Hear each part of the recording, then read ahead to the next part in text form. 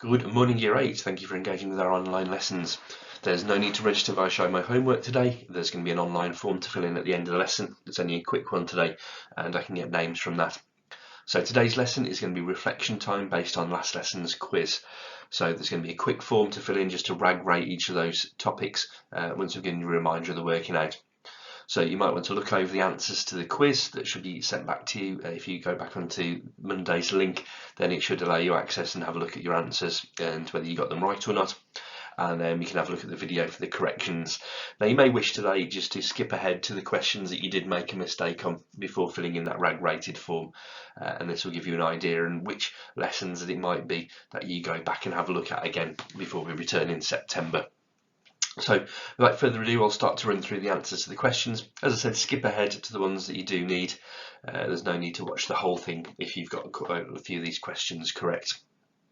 If you do need any help with getting through this process, then send an email to red@theroyal.school as usual. So your first question mathematically in the quiz actually came in at question 6 after you put your name and form in and things like that. That was rounding this number to the nearest 100. So to round to the nearest 100, let's cut our number off at the hundreds. So I've got units, tens, hundreds there are the 6. So I need to cut the number off here, and we always have a look after or the right hand side of that line to see whether we need to round up or not. So after my line I have a 7, so that means round up. So instead of 25600, I need 25700. And again, you might have to excuse some of my handwriting on this. So 25700 should be our answer for this when we've rounded up because of that 7 tens. It's nearer to the 700 in this number, 25,700. The next question, we had to round this number to 2 decimal places. I did see a few people with the correct numerical answer, but they put a 0 at the end, which meant they actually had 3 decimal places in their answer, which means that you can't get the answer correct. So let's cut this number off after 2 decimal places. We've got our 13, which is our whole numbers. 2 is the first decimal place. 8 is the second decimal place. So let's cut it off there. And as usual with our rounding, look to the right of that line from the cut-off point and see whether we need to round up or not. Remember, 5 or more means round up, so a 9 definitely means round up. So this 8 needs to go up by 1, and we end up with 13.29. once it's rounded. Again, those people at 30 put 13.290. Numerically you're correct, but if it says round to 2 decimal places, you can only put 2 decimal places in your answer, otherwise you'll be marked incorrect. Calculation here, this is going to be a BIDMAS question. So we need to have a look at what terms we have and what operations we're going to perform. So we've got 3 plus 2 times 4. Going through BIDMAS, no brackets, no indices, D for division, M for multiplication, yes we do have, then A for addition. So we do our multiplication first, which is 2 times 4, which is 8. So the question becomes 3 plus 8, and therefore we get the answer of 11 for this. So BIDMAS order, not just left to right. Number 9, BIDMAS question again. Let's have a look at what we've got here. We've got brackets. Okay, so we can do brackets first. So 3 plus 2 is 5. So this becomes 12 plus 5 squared. Then have a look at our question. Brackets we've done. I for indices. Yeah, we've got indices here with the 5 squared. Remember, 5 squared is 5 times 5, which is 25. So this becomes 12 plus 25. And we can get our final answer of 37 with that addition there. So BIDMAS order once again. Number 10, select the multiple of 20. This is going to be the numbers that are in the 20 times table. So we've got the answer highlighted there of 60. If you think about the 20 times table, 20, 40, 60, 80, 100 and so on. 60 is going to be in that list. The other numbers that I had on the list there were factors of 20 because they're smaller numbers that can be multiplied to make 20. Number 11, which of the following is the full list of factors of 18? And we have the bottom one here. If you think about them in factor pairs, we can have 1 times 18 is 18, 2 times 9 is 18, and 3 times 6 is 18. So you can see that some of our earlier questions, this one here doesn't have the 3 involved here. This one here has a multiple of 18 in there as well, so that's not a valid factor list. And then our third one here is missing a couple of numbers, but specifically we're missing 1. 1 is a factor of every number. So we need our last option here for our full list of factors, numbers that can multiply to make 18. Number 12, the prime number from the list is 17. Remember, prime numbers only have 2 factors, one in themselves. So 27 is not a prime number because it's also in the 9 times table as well as some others. 9, a really common one that people think is a prime number, but 9's in the 3 times table, so 9's not a prime number. And 10, of course, is in the 5 times table, the 2 times table, so that's not a prime number either. So that just leaves us with the 17. So number 13, lowest common multiples of these numbers. So if we think about lowest common multiple, we need to know those multiples of each number. So if you go through the 5 times table, 5, 10, 15, 20, 25, 30, 35, 40, 45, 50. And then if you go through the 7 times table, 7, 14, 21, 28, 35. Oh, hang on, 35 has been used in both of those lists. 35 is our lowest common multiple. If it helps, write out those times tables so you can more easily spot which number occurs in both. Highest common factor of 45 and 60. This is the highest times table that has both 45 and 60 in it. Now you're going to need to write quite an exhaustive list of factors if you're struggling with these questions. So you can think of all the factor pairs that times together to make 45. What we should be able to spot here is that both of these numbers are in the 15 times table. So it's really important to write those factors out, and actually you might need to go further than your regular times tables here in order to find those highest common factors. So 15 times 3 would be 45, and 15 times 4 would be 60.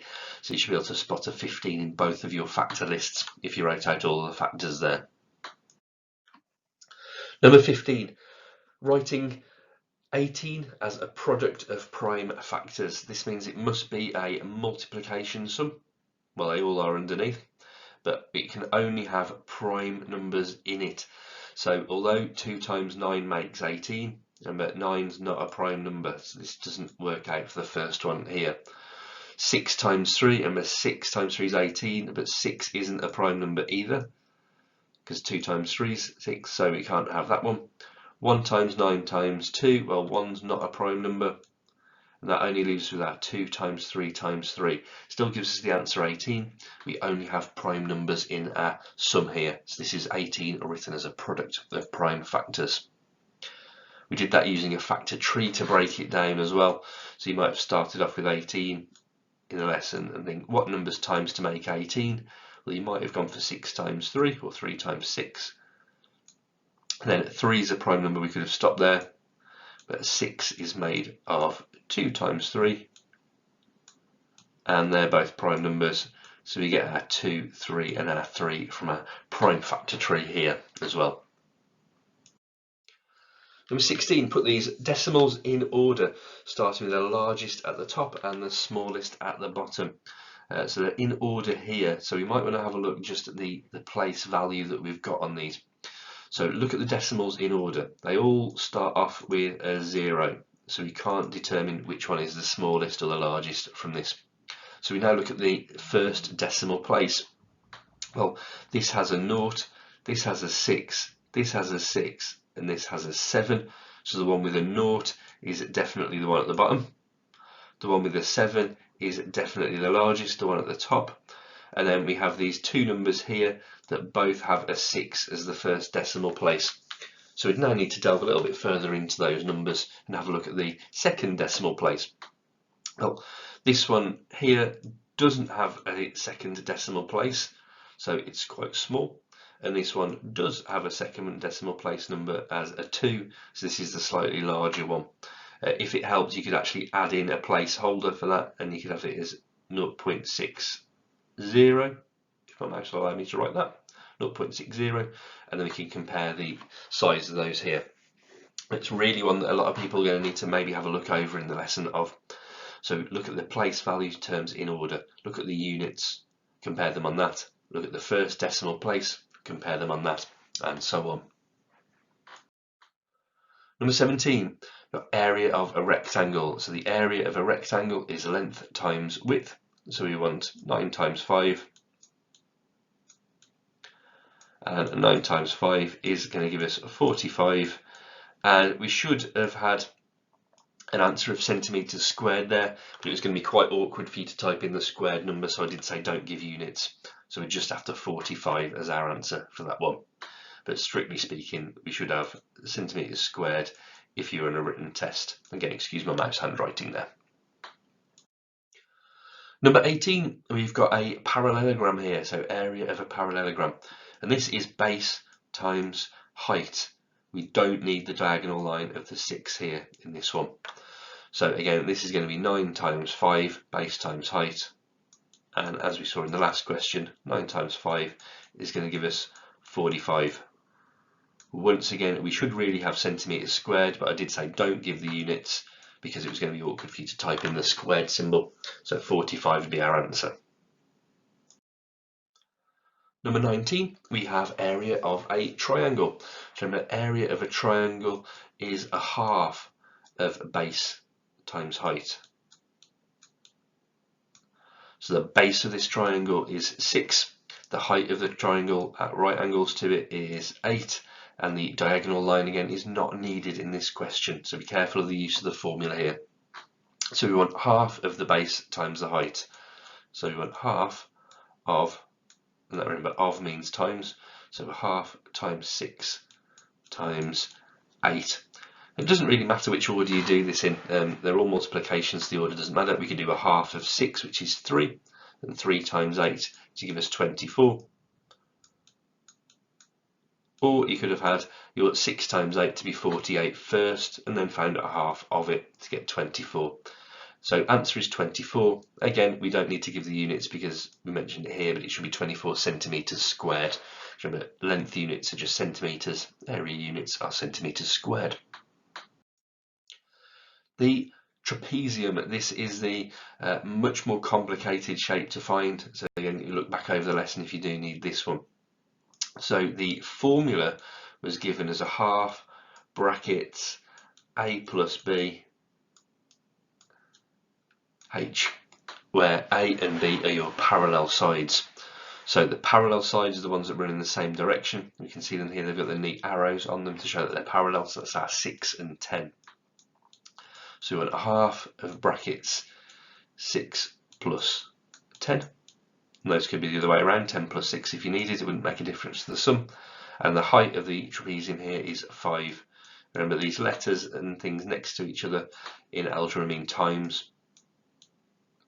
So let's have a look. We've now got a big mass sum to do. So the 6 plus 10 comes first, that's 16. We can then either times by 5 and half, or half and times by 5. It doesn't really matter. I'm going to go for the easier way mentally, which is to half it first. So 16 halved is 8.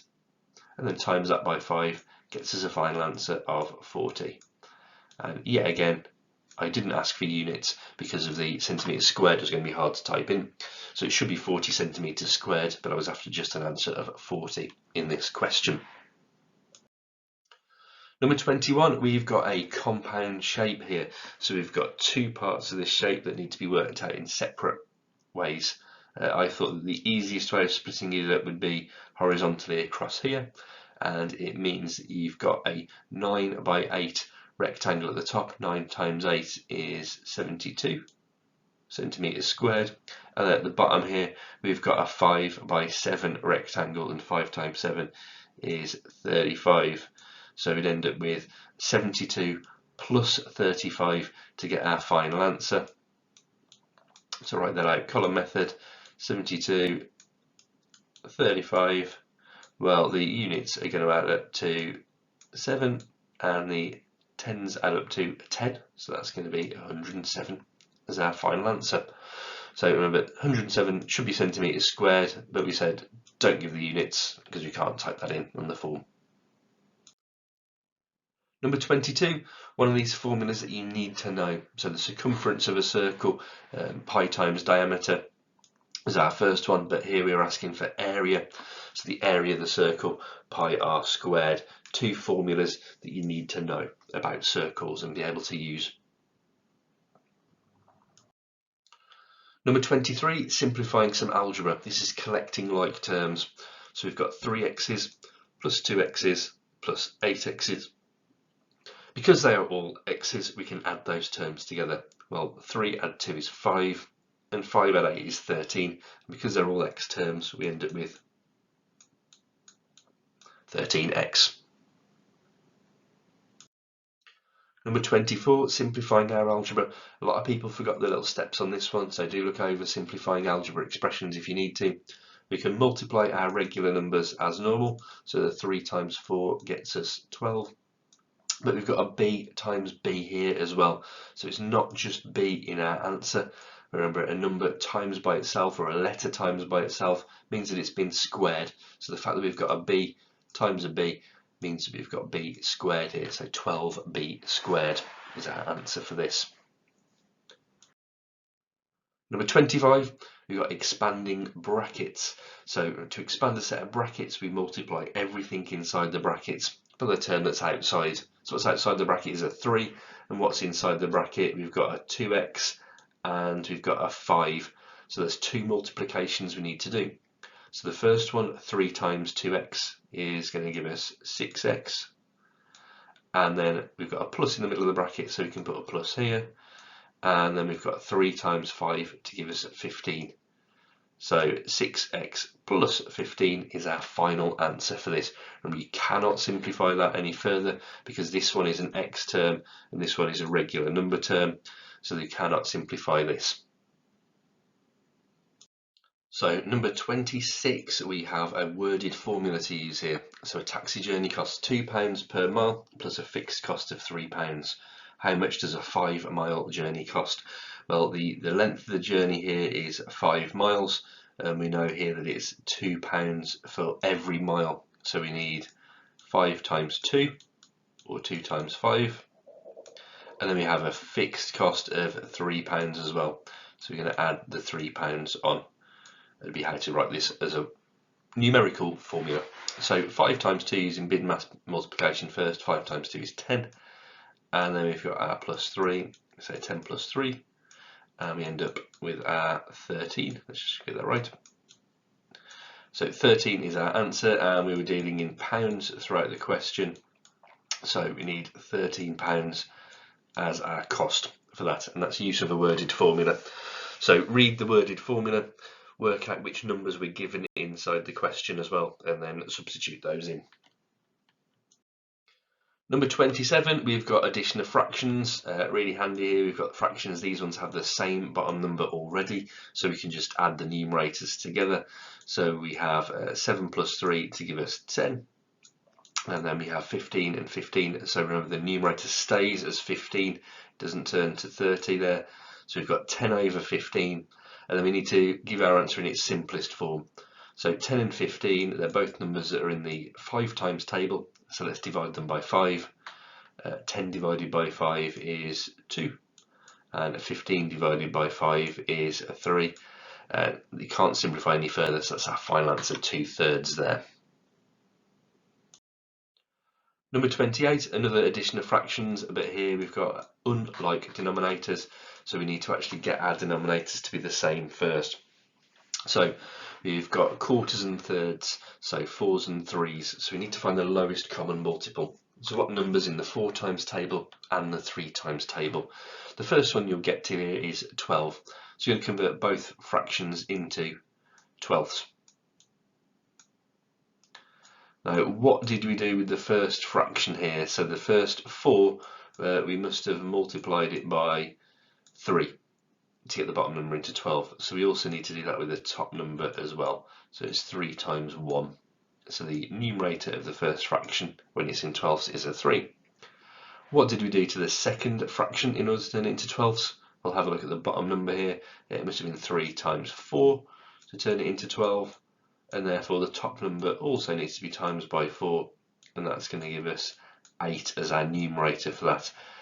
Now that our fractions both have the same bottom number, we can actually add them together. 8 plus 3 or 3 plus 8 is going to be 11. So we have 11 over 12. Remember again, once we've got the bottom numbers the same via equivalent fractions, we don't add the bottom numbers. So it's 11 over 12 here, not 11 over 24. 11 and 12 don't share the same times table apart from ones, so we can't simplify that fraction any further. Number 29, multiplication of fractions. This is the one that's easier than the addition. You do not need the same bottom numbers in order to be able to multiply fractions. We can just do 1 times 3 for our new top number, and then 4 times 5 to get our new denominator. So 3 over 20. They don't share the same times table at all, so this is actually our simplest form here. So 3 over 20 is our final answer. Number 30, we've got a division of fractions. Now, some people like to remember the acronym of KFC, which means keep, flip and change. And that's exactly what we need to do to our fractions here. We're going to keep the first one, so 3/7. F means flip the second one, so it becomes a 2 over 1. And then change the sign. Because we've flipped our second fraction, we can flip our division sign into a multiplication sign, and then this is going to give us our correct answer to this. We've just done multiplying fractions, so we know we just multiply the top. 3 times 2 is 6, and just multiply the bottoms. 7 times 1 is 7, and of course 6 and 7 don't share the same times table apart from ones, so this is our simplest form, 6 over 7. 31, converting a decimal into a percentage. All we need to do to convert a decimal into a percentage is times it by 100. So it's going to move our decimal place twice, and it gets us 36%. Done. Convert the following fraction to a decimal. We've got 4/5 here. Now this means 4 divided by 5, not the other way around. So you could pop this in a calculator, or we could have a look at doing our division. So 4 divided by 5, remember 4 goes under the bus stop and 5 goes outside. We know it's going to be a decimal, so I'm going to put a decimal place and a couple of numbers in if we need. How many 5s go into 4? Well, 0, because 5's too big, and then the 4 then carries over. How many 5s go into 40 is going to be 8. And that's actually exact there, so we don't need to carry on any further. We don't need the next number, so 0.8 is our decimal. So you could have done that as doing 4 divided by 5 and a calculator. I've shown you the long division way there, or short division way of getting your answer as well. Convert the following fraction to a percentage. We've got 4 over 20 here. We need to remember here that fractions can be converted in percentages by getting them out of 100. So we need to convert this fraction to get it out of 100. So we have a look. If we're turning our denominator here of 20 into 100, it looks like we've times it by 20, 40, 60, 80, 100. We've times it by 5. And therefore our top number needs to be times by 5 as well. And 4 times 5 is 20. So we end up with 20 hundredths, and therefore 20%. Because remember, percentages are the same as hundredths. Calculate 20% of 80. Well, we're going to use some simple percentages first. Remember that 10% is a tenth of a number. So 10% is the same as dividing this number by 10. So 10% of this number is 8. And well, that means that we can either add another one of these on or double our percentages, because remember it all works in proportion. So if you double these numbers, if 10% is 8, then 20% is double of 8. So 20% is 16. 24% of 80. So same sort of idea here. We're just going to have a little bit more complicated way of getting our numbers together. So we need 24%. So I'm going to do that with a 10%, another 10%, a 1%, a 1%, a 1%, and a 1%. So we said before that 10% is a tenth of a number. Let me just put my percentage signs in here. So 10% is a tenth of a number, so a tenth of 80 is 8. So 10% of 80 is still 8 here. And then 1%. 1% is a hundredth of a number, so that's actually 0.8. So that other 1% is another 0.8. The other 1% is another 0.8. and the last 1% is another 0.8. My mouse handwriting is getting very challenging here, but try and keep those numbers in column order. So let's add up our tenths, 8, 16, 24, 32, so that's going to give us a 3.2. And then add up our units, 8, 16, so that's 19. This is going to give us 19.2 as our final answer here. So piece it together with percentages you can easily work out to get the more complicated ones. It does involve a little bit of working out, which some people seem reluctant to show, but it's going to be quite necessary for some later percentage questions. Increase 40 by 30%. It's almost the same idea as we've had before. We've just got this increase wording, which just means add on at the end. So we're going to find 30% of 40. So let's work out our 30% first. So I'm going to do it with 10%, another 10%, and another 10%. So 10%, as we said, is dividing a number by 10. So 40 divided by 10 is 4. So the other 10% is 4, and the other 10% is 4. And that means that 30% overall is 12.